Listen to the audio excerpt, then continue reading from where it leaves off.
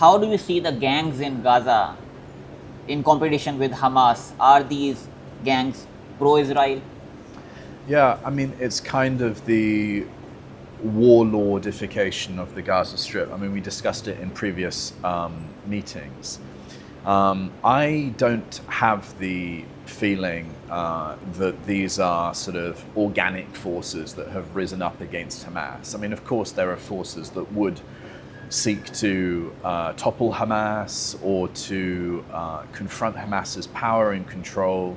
There is clans and familial power. There are different dynamics of power and control and contention of that power.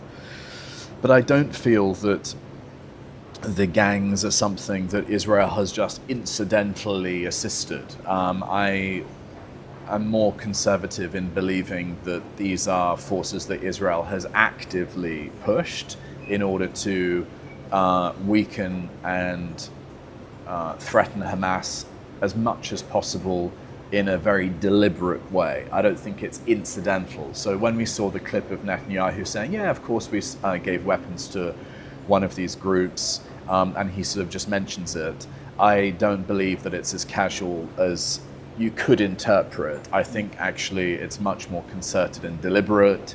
And if you can remove the civilization of Gaza, hospitals, schools, universities, homes, streets, remove water, food, all of these things, you've obviously massively weakened any resistance, be it military or non-military, and Hamas's governing ability the same.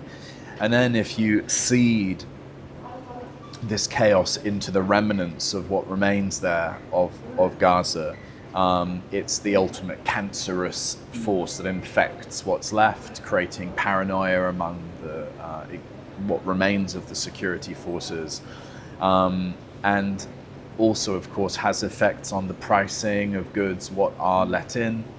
I mean, during the sort of the worst of the siege, before the ceasefire, the prices of food skyrocketed as the supply was constrained. And obviously now there are hundreds of trucks of aid going in, the price collapses from that crazy peak where a tomato is $15 or whatever. Yeah. But it's still a massively limited supply. And so the looting is one thing, the gangs taking over the trucks and trying to intercede them is another thing. The principle is chaos, and the principle is insecurity. You create as much chaos for Hamas as possible, and you create as much insecurity for the Palestinian civilian population as possible, so that you are just their sort of colonial overlord god, controlling their ability to find water and food, and to put them always just on the brink of starvation and utter insecurity. That's the goal there. And they kind of, if you replay in your head the Israeli spokespersons of the last couple of years appearing on the news, they kind of say, well, we don't mean to harm the civilians. Of course we don't. We're going after the Hamas terrorists, they pronounce. But I mean, to be honest, no one believes this anymore. No one believes this. I don't think even they believe it. I think you can see the kind of cognitive crack even in these spokespeople. They know very well that they have been committing genocide, intended to commit genocide, and would happily sort of continue as much as they could. So no, they know very well they are inflicting a cruel, ongoing punishment on the population, most of whom are children.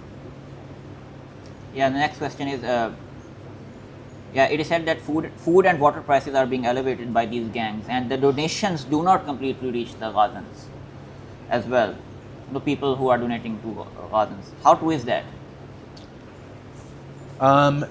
The short answer, the short technical objective answer is it's impossible to say.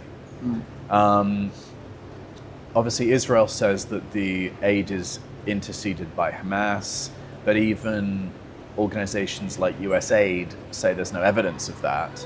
But then at the same time, you can't expect evidence in a place where there's no independent observation. Yeah. So the answer is we don't know, and it's not like the Gaza Strip is a controlled laboratory for accurate information. I mean, most people are just about surviving, and it's an active conflict zone. So the ultimate objective truth, we don't know.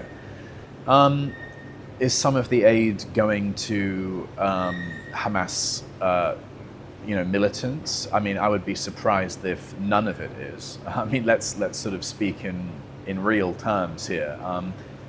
It's a completely chaotic situation where, tens of thousands of people are literally scrambling to find food and water in the Hunger Games-like scenario.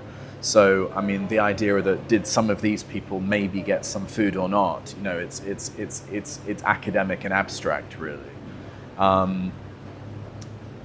If the question is Hamas routinely interceding most of the aid, I think we can say no, because I think there would be enough evidence of that if that was the point. But if you can find one clip of one fighter eating a banana, then with the right propaganda and spin, you can create the story that all of the fighters are interceding all of the aid. So I think it's just a propaganda point from the Israelis. I mean, they're starving the population. It's not like there's banquets in the tunnels, as they say.